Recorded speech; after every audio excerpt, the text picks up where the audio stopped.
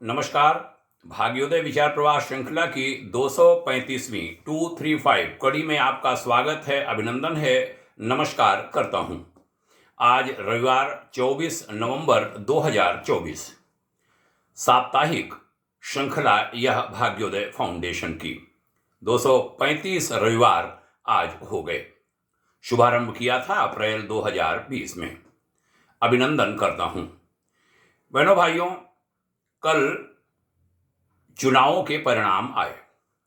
महाराष्ट्र में एनडीए जीता, झारखंड में इंडी गठबंधन जीता, उत्तर प्रदेश में भी 9 उपचुनावों में 7 में भारतीय जनता पार्टी और 2 में समाजवादी पार्टी की विजय हुई। सभी को बहुत बहुत बधाइयाँ, सभी विजयी विधायकों को, सभी राजनीतिक दलों को। समीक्षा हो रही है अपने अपने तरह से, श्रेय अलग अलग लोग ले रहे हैं। एक चर्चा ये भी हुई कि कुछ मुस्लिम धर्मगुरुओं को श्रेय जाता है, विशेष रूप से महाराष्ट्र में मिली विजय का। उन्होंने, और जो महाविकास अघाड़ी जो दूसरा दल है, गठबंधन है, उन्होंने लगभग 20 मांगें मुस्लिम धर्मगुरुओं ने रखी थी, शायद 17 मांगें थीं, और उसमें हिंदुओं को बिल्कुल अलग थलग कर देने की योजनाएं थीं। उसको महाअघाड़ी ने मान लिया था कि हमारी सरकार आएगी, हम इसको करेंगे, और ये बात महाराष्ट्र के जन जन में फैल गई। सनातनी समाज इकट्ठा हो गया। उसे यह बात समझ में आ गई कि उत्तर प्रदेश के मुख्यमंत्री श्री योगी आदित्यनाथ ने जो कहा था कि बटोगे तो कटोगे, वह सही था। तत्काल प्रयोग हो गया, बिना कोई देर के, थोड़े समय में। यह पहला प्रयोग था। धारणा बनी कि यदि 1000 वर्ष पहले कोई योगी इस देश में आगे आया होता और उस योगी ने चिताया होता सनातन समाज को, तो ये 1000 साल की गुलामी भारत को नहीं झेलनी पड़ती, विदेशियों की गुलामी। तो कहूँगा बधाई योगी जी को, बधाई मोदी जी को, बधाई सनातन समाज को, बधाई कहूँगा राष्ट्रीय स्वयंसेवक संघ को भी, क्योंकि उन्होंने बड़ी महती भूमिका निभाई समाज को इकट्ठा करने में। उत्तर प्रदेश के उपचुनाव में 9 में से 7 बीजेपी जीती है। बड़ा संदेश इसका गया है कि अब हिंदू बटेगा नहीं, हिंदू समाज बहुत बट रहा था। एक बात यहाँ कहूँगा, लखनऊ भाग्योदय फाउंडेशन का मुख्यालय तो दिल्ली है, लखनऊ मेरा आवास है, आवासीय कार्यालय भी है यहाँ। मेरे घर में पुताई आदि का काम चल रहा है। मिस्त्री, पुताई मास्टर, श्रमिक सब लगे हुए हैं। कल की बात है कि मैं सामने बैठा था, चुनाव के परिणाम आ रहे थे टेलीविज़न पर। मैंने सोचा इन लोगों में तो अरुचि होगी, श्रमिक हैं। एक भाई ने सहज पूछ लिया कि सर, महाराष्ट्र में क्या हुआ? बिल्कुल गांव के, यूं कहूं अशिक्षित भाई ने। मैंने बताया उन्हें। तो 5 लोग काम कर रहे थे, उसमें 2 भाई हमारे सामने थे, दोनों उछल पड़े। मैंने जाति नहीं पूछी, पूछता भी नहीं हूं। 22 बरस पहले की बात है। गायत्री परिवार में सक्रियता के दौरान दैनिक जागरण ने एक फर्स्ट पेज पर खबर छापी थी कि गायत्री परिवार में गैर ब्राह्मण जातियां भी सब संस्कार और यज्ञ आदि करा लेती हैं। उस पर एक खबर छपी थी। तो हमारी जो टोली थी गायत्री परिवार में, उसमें एक भाई थे शेड्यूल कास्ट के। उनकी शेड्यूल कास्ट की क्या बिरादरी है, सच बताऊं, जब खबर छपी उस 18 साल हो चुका था हमारी टोली में उनको, लेकिन मुझे उनकी जाति नहीं मालूम थी वो किस जाति के हैं। तो उनकी जाति अखबार में पढ़ के हमें खबर लगी थी। दैनिक जागरण के वर्तमान जो स्टेट चीफ हैं, उन्होंने वो खबर बनवाई थी। पुताई वाले भाई ओबीसी थे या शेड्यूल कास्ट थे, हमने पूछा नहीं, लेकिन उन्होंने एक बात कही। बोले हम सब समाजवादी पार्टी के साथ थे, यादव जी के साथ थे, अखिलेश भैया के साथ। जब से उन्होंने पीडीए का, उनके शब्द कह रहा हूं, नाटक करके हिंदू समाज को कमजोर करने का प्रयास किया, तब से हम उनसे अलग हो गए। गांव गांव उनसे अलग हो रहा है। उन्हें राम से प्यार नहीं और हम राम को, कृष्ण को नहीं छोड़ सकते, यह वो भाई बोले। मैं अखिलेश जी से कहना चाहूंगा कि दृष्टिकोण को बदलना होगा आपको। आपके आदरणीय पिताजी से मेरी भेंट हुई है, विभिन्न कार्यक्रमों में हमने उनको देखा है, बहुत मिलनसार थे। जब उनकी मृत्यु हुई तो हमने एक प्रशंसा में पोस्ट लिख दी थी। हम ट्रोल हो गए थे, लोगों ने हमको बहुत खींचा था। मैं सही को सही और गलत को गलत कहता हूं। एक संबंधी युवक हैं हमारे, विदेश में हैं, नाराज हो गए। मोदी के आलोचक हम हैं ये जानकारी पाकर। हमने कहा अच्छे की सराहना और गलती पर आलोचना करता हूं, वो चाहे मोदी जी हों या कोई हों, और यह सामाजिक व्यक्ति को होना चाहिए, क्यों पार्टी का कार्यकर्ता तो हूं नहीं। आज कांग्रेस और विभिन्न जो दल हैं और रवीश कुमार जैसे पत्रकार, उन्होंने एक्स पर, ट्विटर पर कुछ लिखा। मैं आमतौर पर राजनीतिक उस पर चर्चा नहीं करता हूं, टिप्पणी ज़्यादा नहीं करता हूं, लेकिन मैंने उनको लिखा कि कमला हैरिस जैसे बड़े मन वाले तो आप लोग बन नहीं सकते। महाराष्ट्र के भी उसमें नेता थे। मैंने कहा कि ट्रंप से हारी कमला हैरिस जैसे बड़े मन वाले तो आप बन नहीं सकते, कि उन्होंने ट्रंप को बधाई दी और कोई ईवीएम और उस पर आरोप नहीं लगाया धांधली पर।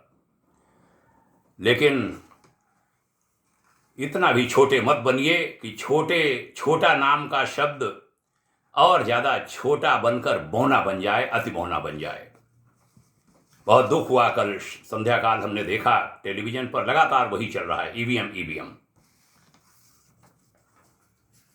धर्मगुरु हैं, बड़े हैं, मैं उनका बड़ा आदर करता हूं।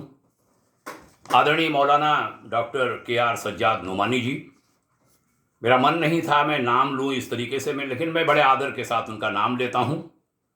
कहना चाहता हूं कि मैं उनका बड़ा सम्मान करता था। उनके निमंत्रण पर हम टीले वाली मस्जिद लखनऊ में बड़ी नमाज पर गए थे, एक बड़े पर्व पर उन्होंने सम्मान किया था, दर्शक बन के हम गए थे। उनका विशेष प्रवचन भी वहाँ था, 5000 मुसलमानों के बीच उन्होंने हम 5 हिंदुओं की सराहना की थी, चर्चा की थी। विचार क्रांति के प्रति उनकी निष्ठा और हिमालयी ऋषियों के संकल्प के प्रति उनकी दृढ़ता देखकर हम उनके कायल हुए थे। उन्होंने हमारी भेंट कीर्तिशेष अपने पिताजी, मैं बड़े आदर के साथ उनका नाम लेता हूँ, मौलाना मंजूर नोमानी जी से भी कराई थी, जो बहुत अच्छे संत थे, अच्छे विद्वान थे और हमारे गुरुदेव को बहुत मानते थे, पूज्य आचार्य श्री राम शर्मा जी को। लेकिन डॉक्टर नोमानी जी के महाराष्ट्र के कदमों से निराश हुआ हूँ, बहुत दुख हुआ हूँ। कोई पार्टी का विरोध करने जैसी बात से नहीं, दुख ये हुआ है कि सोचता हूँ कि बड़े दिल वाले इतने संकीर्ण कैसे हो जाते हैं। हमने टेलीविज़न पर उनके तकरीरों को सुना है, वहाँ के प्रेस कॉन्फ्रेंस वगैरह में, मतलब पूरे हिंदू समाज के खिलाफ हो गए।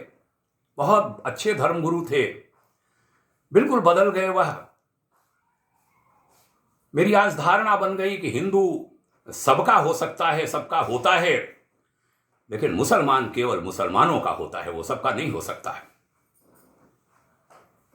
बहुत दुख के साथ ये शब्द कहता हूं, और ये कहने के पीछे मेरी एक पृष्ठभूमि है। ये राजनीतिक चर्चा नहीं है, प्योर आध्यात्मिक एक सामाजिक कार्यकर्ता की टिप्पणी है। हमने तो वर्ष 1997 में नवंबर का महीना था, यही नवंबर का लखनऊ में कुरान और पुराण पर सम्मेलन करवा दिया था। 500 चुनिंदा हिंदू और 500 चुनिंदा मुसलमान, उनके जमावड़े और संगोष्ठी को बीबीसी लंदन ने व्यापक कवरेज दी थी, कई भाषाओं में दुनिया भर में। शांति कुंज हरिद्वार मेरा गुरुधाम, वहां से हमने वरिष्ठ प्रतिनिधि को मांगा था। श्री वीरेश्वर उपाध्याय जी को आदरणीय डॉक्टर प्रणव पंड्या जी को के द्वारा भेजा गया था लखनऊ को। तब के व्यवस्थापक स्मृतिशेष श्री बलराम सिंह परिहार जी ने बहुत कड़ा विरोध किया था और कहा था कि हिंदुओं पर आरएसएस का भी उन्होंने नाम लिया था, जो नहीं है, कि उनमें गलत संदेश जाएगा कि गायत्री परिवार ये क्या कर रहा है। लेकिन हमने बड़े कड़े उत्तर परिहार जी को दिए थे और गुरुदेव के मानव मात्र एक समान एक पिता की सब संतान जैसे उद्घोष की भी मैंने चर्चा की थी। आदरणीय उपाध्याय जी लखनऊ आए थे और दिल्ली से एक बहुत बड़े मौलाना धर्मगुरु आए थे। बड़ा सफल कार्यक्रम हुआ था, बड़ी अच्छी चर्चाएं हुई थी कि कैसे हिंदू और मुस्लिम समाज सब एक हो सकता है। आज सोचता हूं कि हम गलत थे। हिंदू सबका हो सकता है, मुसलमान केवल मुसलमानों का ही हो सकता है। बहुत दुख के साथ ये टिप्पणी कर रहा हूं, बड़े दुखी मन से। चर्चा का समापन करता हूं यह कहकर कि हे भगवान, हमारे देश में तेजी से बढ़ रही छोटे मन वाले बड़े लोगों की संख्या थोड़ी घटा दो। मैं रोने की अवस्था में हूं। इतनी गिरावट नहीं आनी चाहिए ऋषि राष्ट्र भारतवर्ष में।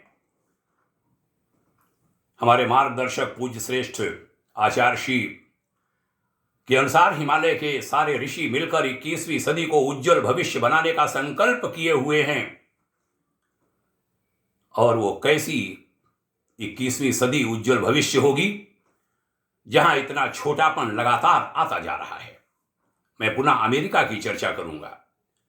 ट्रंप जीते, कमला हैरिस ने बड़े आदर के साथ उनसे भेंट भी की, बधाई भी दी, टेलीविजन पर आई और अमेरिका वासियों से कहा, अपने वोटरों को धन्यवाद दिया।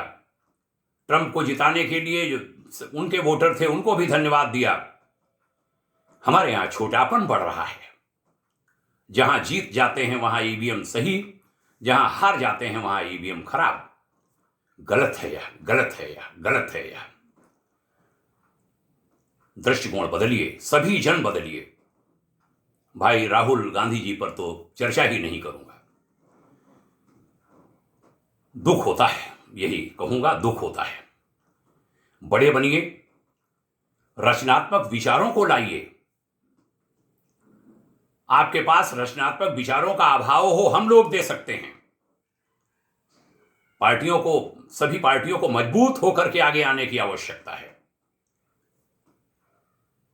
देश किसी पार्टी या किसी एक व्यक्ति के लिए नहीं बिका है। अच्छे अच्छे लोग आने चाहिए।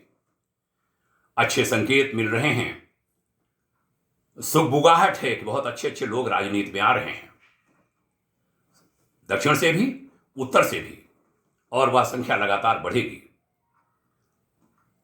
कभी इस पर भी बात करूंगा। हमारे संपर्क में ऐसे लोग हैं जो एक देश को नई प्रकार की राजनीति देना चाहते हैं और वह काम शायद होगा, क्योंकि जो ईश्वर है, हिमालय के ऋषि हैं, वो भारत को आगे बढ़ाना चाहते हैं, अग्रगण्य बनाना चाहते हैं विश्व में। और उसके लिए जहां धर्म जगत को बहुत परिष्कृत होने की आवश्यकता होगी, अर्थ जगत को बहुत ताकतवर होने की आवश्यकता होगी, मेधा जगत को बहुत अच्छा बनने की आवश्यकता होगी, सकारात्मक सोच वाला बनने की आवश्यकता होगी। मेधा जगत यानी जो मनीषा जगत है, जिसमें पत्रकार हैं, जिसमें लेखक हैं, जिसमें फिल्मकार हैं, जिसमें कवि हैं, जिसमें डॉक्टर, वैज्ञानिक, इंजीनियर, शिक्षाविद आदि हैं, वहीं राजनीति को भी बहुत शुद्ध होना होगा। आज बहुत सारी खामियां हैं, सब में हैं, बहुत ठीक होना होगा। प्रभु ऐसा ही करें। आइए परमात्मा से प्रार्थना करें। 2025 में प्रवेश शीघ्र ही होने वाला है। चौथाई सदी, 21वीं सदी की समाप्त हो गई। 21वीं सदी उज्जवल भविष्य का सपना लेकर हम लोगों ने जवानी होमी थी कि बहुत बढ़िया समय आएगा, बहुत बढ़िया लोग आएंगे, अपराध नहीं होंगे, अच्छे नेता होंगे, अच्छे संत होंगे। सब तरफ कहीं अकाल जैसा दिखाई पड़ता है, सभी तरफ अच्छे अच्छे लोग आवें। वह जो घान डाल रखा है, गुरुदेव कहते थे, जो प्रकृति में, पर्यावरण में ईश्वर ने, वो सब आवें और अच्छी अच्छी आत्माएं देश को संभालें। हम लोग नहीं देख पाएंगे, उज्जवल भविष्य कोई बात नहीं, लेकिन नई पीढ़ी देखेगी। और ये जो बातें होती हैं कि सब संस्कृति चौपट हो जाएगी, भारत चौपट हो जाएगा, ऐसा कुछ नहीं होने वाला है। ईश्वर बहुत कुछ बैलेंस करेगा। ऐसे विश्वास के साथ चर्चा का समापन। आप सभी को बहुत प्रणाम। लंबी चर्चा हो गई, आपने ध्यान से सुना, इसके लिए आभार। आपके मंगलमय उज्जवल भविष्य की भाग्योदय शुभाकांक्षा करता हूं। कोई बात किसी को बुरी लगी हो तो हाथ जोड़कर चरण स्पर्श करके प्रार्थना करना चाहता हूं कि बुरा मत मानिए। मन की बात कही है, एक साधक मन की बात है, कोई छल कपट नहीं है। मैं जानता हूं हमारे अपने न विचार में न वाणी में बिना किसी संकोच के सारी बात कह डाली है, बेबाक कह डाली है, शुद्ध मन अंतःकरण से कर डाली है। और कहते हैं कि समाधान भी सुझाना चाहिए, तो समाधान यही सबसे आग्रह करूंगा कि अपने आप को बदलो, बदला जाए दृष्टिकोण। यदि तो इंसान बदल सकता है, दृष्टिकोण के परिवर्तन से अरे जहान बदल सकता है। बदलिए, बदलिए और बदलिए। ये चर्चा अन्य लोगों में भी सुनाइए, यह प्रार्थना करूंगा। मैं नहीं कह पाता हूं, मुझे साझा कीजिए, मुझे लाइक कीजिए, मुझे सब्सक्राइब करिए। मैं कहीं भी नहीं पाता हूं, कभी नहीं कह पाता हूं, लेकिन अच्छी लगे लोगों में पहुंचाइएगा। धन्यवाद, प्रणाम, जय हिंद, शुभकामना, ओम शांति।